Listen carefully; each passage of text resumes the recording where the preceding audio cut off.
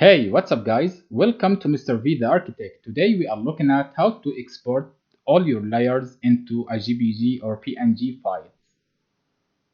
Go to Layers, press Ctrl Alt and A, go to this section, go to Export As,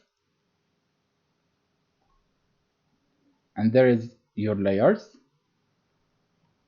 each one.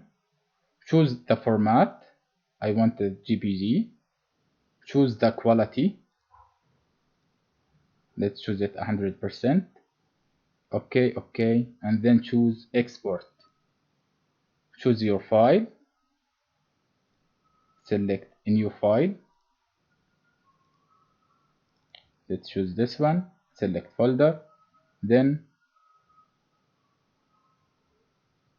minimize it, go to your folder, new folder, and here is your images.